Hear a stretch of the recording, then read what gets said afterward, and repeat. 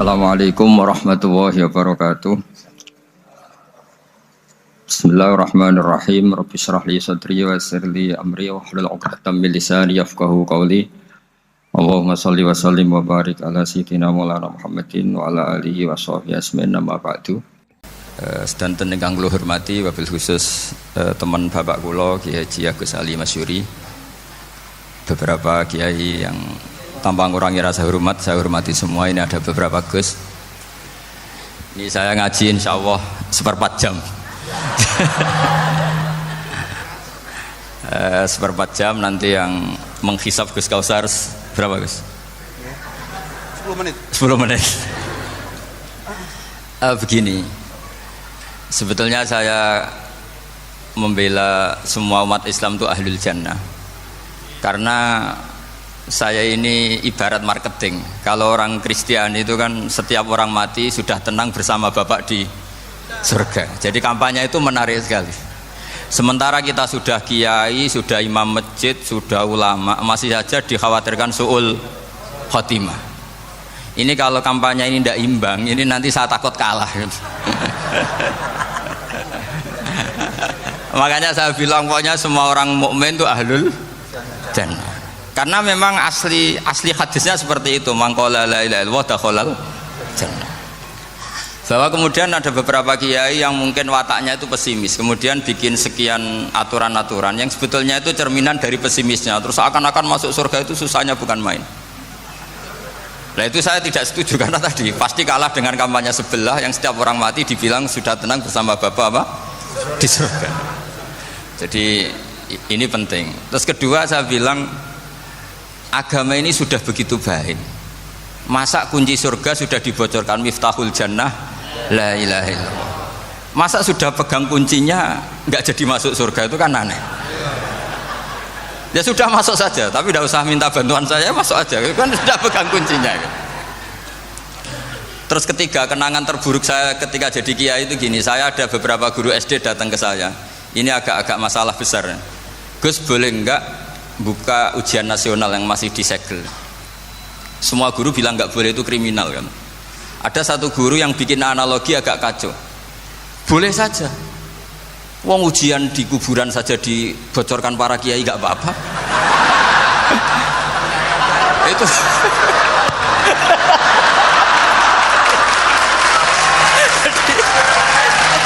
tapi ini kriminal ya.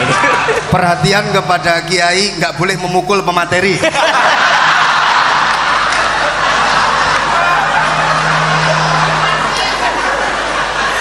Jadi tentu itu analogi yang salah kan. Marrobuka kan, Tuhan kamu siapa, nabi kamu. Tuhan kamu siapa, nabi kamu siapa, imam kamu siapa. Ini kan sudah dibocorkan oleh para kiai. Artinya apa?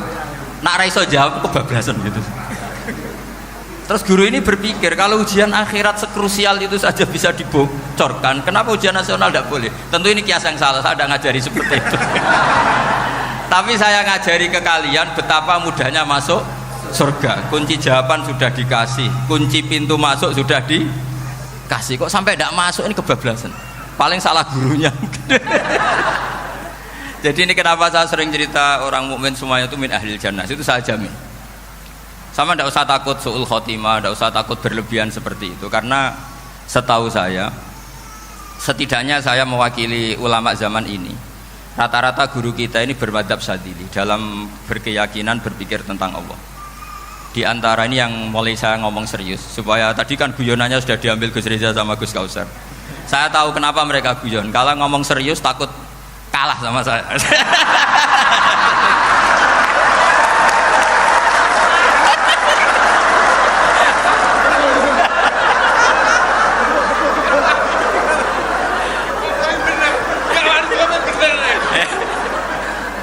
Karena saya ini sudah terkenal pemikir serius, jadi artinya itu satu kepintaran mengalihkan. Ya, oh ya, sudah itu satu kecerdasan. Tidak hanya ngalim tapi betul cerdas. Betul cerdas. Jadi itu bukti beliau-beliau ini cerdas itu. Saya berpikir begini, ini madzhab Syadzili, kita semua tentu Syadzili karena kita semua ngaji kitab Hikam. Kita tahu kitab Hikam itu muridnya Abul Abbas Al-Mursi, Abul Abbas Al-Mursi muridnya Syekh Abdul Hasan apa? Asyadzili. Saya masih ingat betul makalah itu dan saya ulang-ulang setiap saya ngajar di sarang saya ajarkan itu. Kilali kata Abdul Hasan Asyadzili, saya pernah dapat hatif, dapat semacam ilham. Apa makna min syarril waswasil khannas? Itu kata beliau dijawab oleh hatif itu. Hatif itu nggak perlu diterjemah tadi ada karena tadi diajarin itu. Apa yang dihidupkan itu nggak perlu dijelaskan. kata hatif tadi, waswasun yadkhulu bainaka wa baina habibika yunsika altofahu alhasanah wa yudzakiruka af'alaka asai'ah wa yukassiru indaka dzatas shimal wa yuqallilu indaka dzatal yamin liya'dila bika an husni dzanni billah ila su'i dzanni billah. Jadi yang dikatakan waswas adalah kamu digiring untuk hanya ingat sisi-sisi kamu yang negatif, dilupakan bahwa Anda punya sisi-sisi yang positif.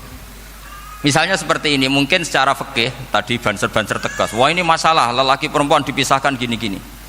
Tapi kenapa Ghazali bilang ya sudah gini gak apa-apa. Sebetulnya ada rukhsah itu karena ini di depan umum. Yang paling pantangan Nabi itu la yakhluwanna rajulun bimra'atin. Ini ada yang menjaminnya gitu. Malah khawatir saya di sini dipisah tapi setelah berduaan nggak bisa. Jadi toleransinya karena ini di depan umum. Itu masih ada toleransinya. La yakhluwanna rajulun bimra'atin. Begitu juga ketika kita dosa, misalnya kita dosa. Orang Islam setiap dosa itu pasti ingat salahnya, kemudian istighfar. Dan ketika satu kebaikan dibandingkan keburukan, itu kata semua ulama, karena sayyi'ah itu bernilai 1, kebaikan bernilai apa? 10. Itu masih surplus berapa? 9. Jadi itu cara berpikir Abdul Hasan Asyadzili. Kenapa kamu harus berpikir positif tentang Tuhan? Sekali berpikir tentang negatif itu bahaya betul. Misalnya begini, kamu berpikir tak rewangi jadi kiai sujud rukuk ternyata aku tetap mlebu neraka, gunane apa? Itu menurut saya kan nggak punya akal. Sujud itu satu kelaziman menghamba kepada Allah. Normalnya seorang hamba itu ya sujud. Kemudian gara-gara kamu ingin masuk surga, terus logika kamu dibalik, gunanya apa saya sujud? Ternyata saya masuk neraka. Itu pertanyaan yang benar-benar bodoh dan itu menjadikan Allah benci. Logikanya dibalik begini. Ini saya ngomong serius karena ini bentuk kemenangan saya ini bentuk kemenangan saya. Saya berkali-kali ngomong di kota pelajar di Jogja karena banyak pengujinya juga. Bukan sekedar pendamping tapi penguji. Banyak yang profesor, bukan sekedar doktor, banyak yang profesor. Jadi biar ini dok. Begini, saya pernah ditanya sama seorang dosen, Gus, saya ini ngaji hadis banyak, tapi ada yang saya tidak paham, yaitu mangkola la ilaha illallah dakhalal jannah, ada kalimat wa in zana wa in saroko. Meskipun pernah zina, pernah maling. Ini kan seakan-akan mentoleransi perzinaan dan pemalingan. Terus saya bilang, oh makna hadis itu seperti ini. Jadi kebenaran absolut, kebenaran yang mutlak itu tidak akan terganggu oleh status perilaku seseorang. Saya berkali-kali memberi contoh. Orang yang ditangkap KPK akan bilang 1 tambah 1 2. KPK-nya juga bilang 2. Rivalitas dalam politik, Pak Prabowo ya bilang 2, Pak Jokowi juga bilang 2. Orang yang zaniyah, yang lonte pun akan bilang 2. Muftinya juga bilang 2. Ketua MUI-nya juga bilang 2. Artinya gini, kebenaran yang absolut adalah kebenaran yang siapapun akan meyakini seperti itu. Seperti 1 ditambah 1 2. Kamu punya musuh bilang 2. Kalau ibu-ibu ini punya maru ya marunya bilang 2 tadi tambah mama. Enggak tahu saya terjemahnya apa tadi. Nah, kebenaran yang absolut itu kebenaran yang siapapun pasti mengakui. Dan uniknya begini, saya kalau saya pernah ngaji acara himmah, acara pondok sarang di Demak. Kalau kamu bilang 1 ditambah 1 menjadi 2, untuk mengatakan 2 itu kamu butuh hadiah enggak? Mereka semua jawab enggak. Kita semua enjoy saja mengatakan tembok itu putih. Kenapa? Karena memang putih. Kita mengatakan 1 tambah 1 2 karena memang kita tanpa presentasi dapat hadiah, dapat penghormatan. Kenapa untuk mengatakan Allah itu Tuhan kita butuh surga? Memangnya kalau tidak ada surga Allah tidak jadi Tuhan? Ini problem orang soleh-soleh yang terlalu pesimis. Makanya nanti orang-orang soleh itu masuk surganya berat. Tapi kalau orang alim lebih gampang kira-kira seperti itu. Iya, karena kan imannya lebih bagus. Dalam hadis qudsi Allah ini yang dibuli orang-orang soleh. laulam akhluk jannatan wala naron alam akun ahlan an uto'a, dalam hadis qudsi itu. Kalau saja saya tidak menciptakan surga dan neraka, apa saya tidak jadi Tuhan yang perlu ditaati? Apa kalau kamu tidak saya kasih uang 1 juta terus bilang 1 tambah 1 11? Enggak kan? Tetap bilang berapa? 2. Kalau kebenaran absolut yang 1 tambah 1 kamu bilang 2 meskipun tanpa mendapat hadiah. Kenapa untuk bilang Allah Tuhan kamu butuh hadiah surga? Itu kan serah ikhlas belas. Makanya saya terus mengajarkan ikhlas. Ikhlas itu bisa dilatih dengan akal, dengan pikiran, bil ilmi lah. Harus dilatih. Nah di sini ini momen atau makna yang mestinya harus difahami wa inzana bahwa kalimat ini sah meskipun dilafatkan seorang yang pernah zina. Sama seperti 1 tambah 1 2 sah, diucapkan siapa saja sah. Dan siapapun akan mengucapkan itu secara ikhlas. Ini penting saya utarakan. Sehingga setelah ada firqah-firqah takfiri yang mengatakan orang megang keris itu syirik, ke kuburan syirik, ini syirik. Itu salah besar. Salahnya adalah tadi kalimat-kalimat atau kebenaran-kebenaran absolut ini sudah jadi sibghatullah man ahsanu minallahi sibghah. Kalimat ini begitu absolut di hatinya orang mukmin. Sehingga ketika terganggu oleh hal-hal yang adat istiadat kayak pegang keris, kayak apa, ini tidak mengganggu. Tetap kualitas iman ini di atas keyakinan adat membawa apa keris. Kalau orang membawa keris menjadi syirik karena percaya sama makhluk. Orang misalnya kejawen kalau nggak bawa keris nggak nyaman. Orang kota itu kalau nggak bawa ATM juga nggak nyaman. Itu tidak dihukumi syirik. Kamu pergi lupa bawa HP nyaman ndak? Ndak, kenapa ndak dihukumi syirik?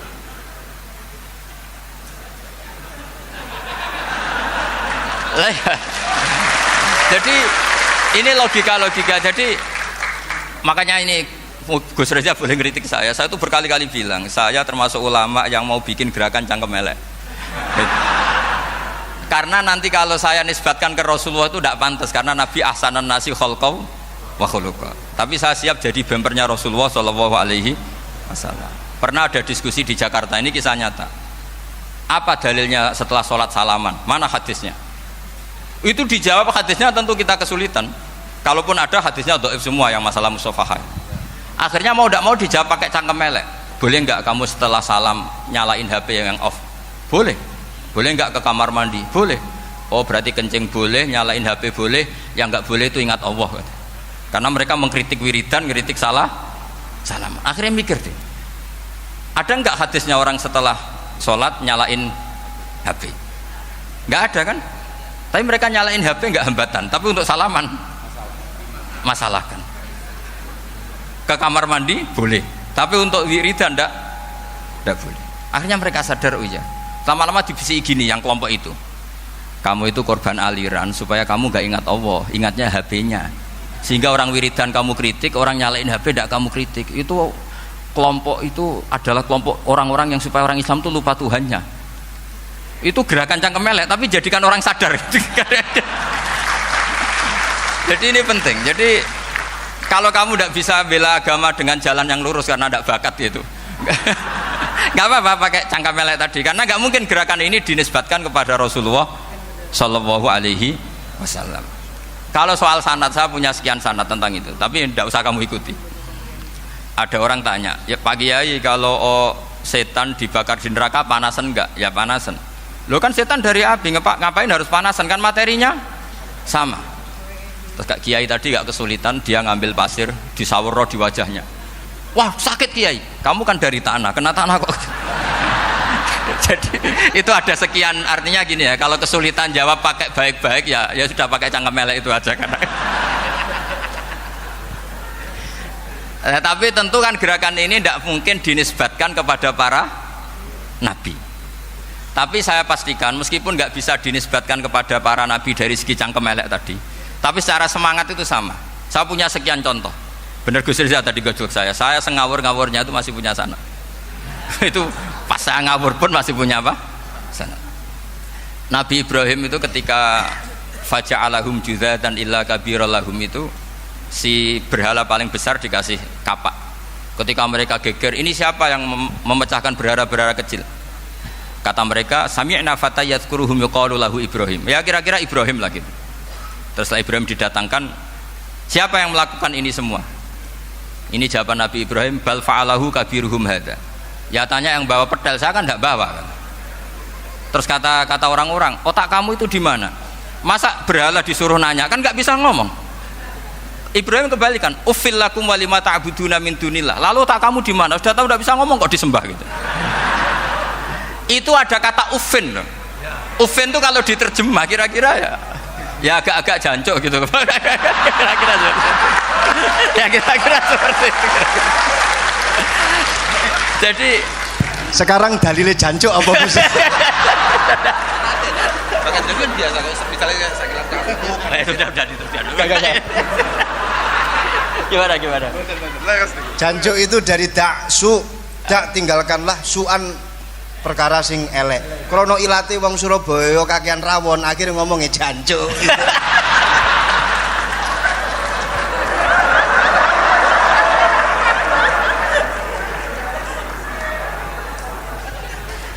Jadi mulai dulu melawan kebatilan itu harus pakai logika yang vulgar. Karena memang nggak mungkin dengan bahasa-bahasa priayi itu nggak mungkin. Dan ini penting saya utarakan. Nah, kalau nanti nggak mungkin dinisbatkan kepada Rasul karena Nabi adalah ahsanan nasi khalqa wa khuluqa, kita yang ngambil alih saja. Gus Reza, saya, Gus Kaustan ini cara cangkem elek kan pantas. Luas. Selain bakat ya sudah natural. Karena memang itu cara kita menjelaskan kebenaran. Saya ulang lagi, itu cara kita menjelaskan apa? Kebenaran. Mau tidak mau. Saya pernah ditanya sama seseorang, Gus, beberapa nabi itu kan poligami itu bukti hiperseks. Karena yang tanya itu orang nasionalis, saya nggak pati senang Islam. Terus tak balik tanya, perempuan itu makhluk lemah enggak? Iya lemah. Kalau nolong lama satu itu gimana? Ya baik. Kenapa nolong dua jadi tidak baik? Harusnya kalau nolong tiga tidak baik. Tapi saya tidak dukung poligami. Ini cerita saya. Setidaknya mereka jadi ingat. Saya itu pernah ditanya agak-agak orang ateis. Dia benci Islam tapi neliti Islam. Pertanyaan kedua, kenapa dalam perang itu seakan-akan Nabi itu perampok? Hartanya orang kafir disita kemudian menjadi ghanimah. Itu kan kayak ngerampok. Terus saya tanya gini, kalau ada penjahat ke rumah kamu kemudian pakai senjata api, setelah kamu ringkus itu senjata api kamu kembalikan apa kamu sita? Oh ya saya sita, kalau tak kembalikan dipakai ngerampok lagi. Ya sama seperti itu, kalau kekuatan mereka dikembalikan akan dipakai kekuatan mereka lagi. Jadi ya lagi-lagi ini kemenangan orang serius. Karena nanti guyanya sudah dintekno sama Gus Safa sama Gus Riza. Nah, kenapa saya ngajar begitu rileks, begitu santai? Karena pikiran saya sederhana. Fa innal uqula muttarratun ila qabilil haq. Akal sehat pasti dipaksa menerima apa? Kebenaran. Sehingga kebenaran itu tidak usah kau ngomongkan secara serius, secara tidak perlu. Kebenaran itu mudah diterima. Saya itu pernah ngaji berkali-kali di Jogja di mana-mana sampai ada buku seorang dokter nulis tesisnya itu bangga lagi menjadi muslim setelah ngaji saya itu. Karena saya menerangkan itu ringan. Orang Islam itu harus mencintai Allah. Ciri utama cinta itu tidak tegang, rileks. Saya bilang begini, kalau kamu pernah 1 tahun digratisi orang rumah, makanan, kamu kira-kira itu mudah nggak mencintai orang yang berjasa sama kamu minjemin rumah dan kasih makan gratis? Mudah kan? Apalagi kita ini mudah mencintai orang yang minjemin mobil 1 tahun, ngasih rumah 1 tahun, apalagi selamanya. Kenapa kita tidak mudah mencintai Allah yang memberi kita bumi, air, oksigen, semuanya kita dikasih Allah? Akhirnya mereka mikir, wong mencintai seseorang yang ngasih dalam durasi 1 tahun saja mudah, apalagi mencintai Allah yang ngasih kita tanpa batas. Itu disebut walladzina amanu asyaddu hubbal lillah. Orang mukmin itu mudah sekali mencintai Allah. Caranya dilatih tadi. Kita mudah mencintai orang yang berjasa sama kita. Kenapa tidak mudah mencintai Allah yang tentu jasanya lebih besar? Nah, karena akhir-akhir ini banyak orang yang terlalu nazir, terlalu apa? Kata Nabi kan basyiru walatu nafiru yasiru walatu asiru. Sehingga saya bikin gerakan. Pokoknya semua orang mukmin pasti masuk surga. Nanti soal ada kesalahan-kesalahan kecil yang menjadikan orang su'ul khotimah itu sifatnya kehati-hatian. Jangan menjadi hukum. Hati-hati itu tidak menjadi hukum. Kalau kamu nyupir hati-hati itu bukan berarti pasti kecelakaan, enggak. Hati-hati itu ya hati-hati saja, tidak menjadi hukum. Ini penting saya utarakan karena kubu sebelah kampanyenya sudah tadi, setiap mati mesti tenang bersama Bapak di surga. Sementara kita mau kampanye, kamu sholat tidak mesti diterima, haji tidak mesti diterima, jadi kiai tidak mesti masuk surga. Coba kalau kita kampanye gitu terus, yang mau jadi muslim itu siapa? Jadi ini sudah tak perhitungkan matang-matang, saya milih mazhab seperti itu. Ya ini saya pikir sudah, ini pembandingnya supaya punya waktu. Saya suka sekali. Nah ini yang sesi terakhir ya, sesi terakhir. Saya akan cerita fikih karena Nyun sewu Gus, ada iklan sebentar dari ibu-ibu, pentolan mic kurang dekat ke mulutnya Gus Baha. Sehingga suaranya tidak terdengar sampai ke belakang. Oh, gitu, pentolannya ya? Didekatkan Gus. Oh, iya. Ini kalau ngomong konotasinya itu mesti nyerempet. Sudah apa ya? Sudah ahlinya di situ. Ya malah ada di situ.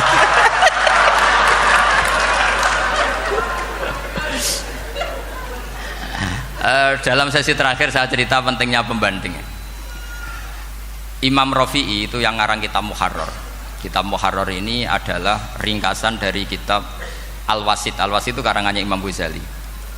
Al-Wasit sendiri ini khas ngaji NU, karena NU maknanya Nahdlatul Ulama, gerakan para ulama.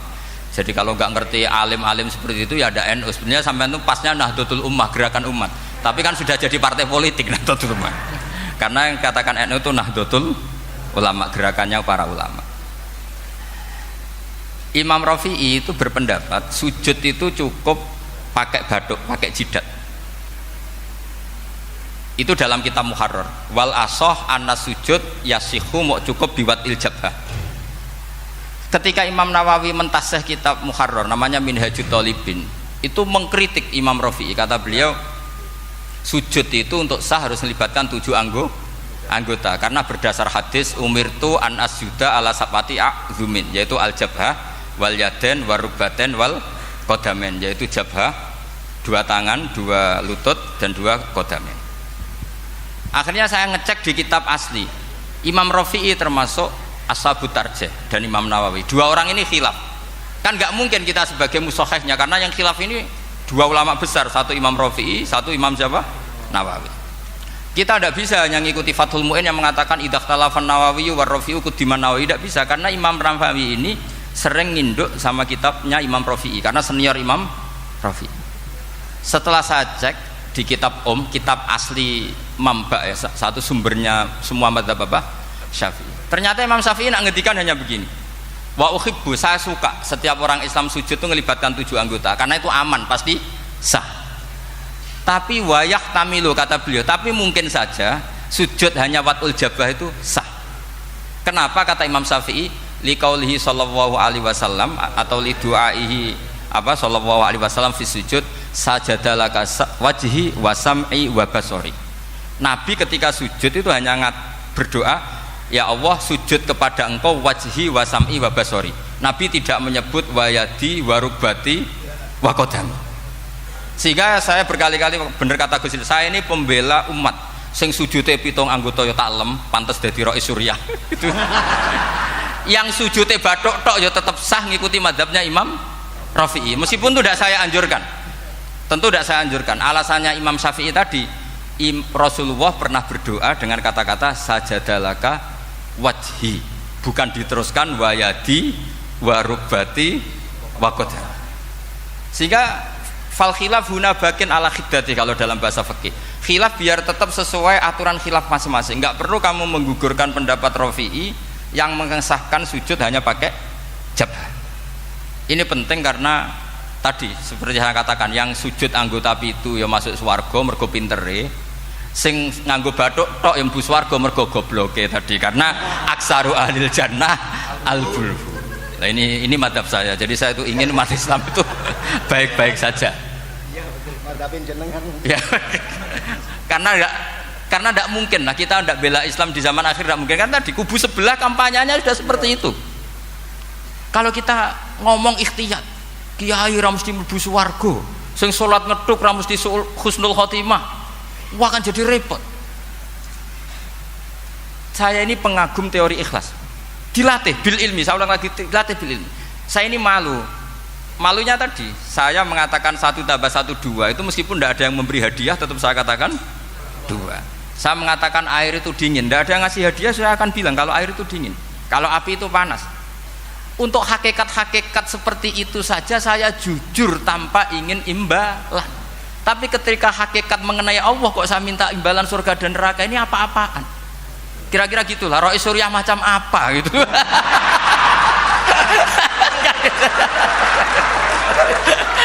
Ya saya kira demikian. Assalamualaikum warahmatullahi wabarakatuh.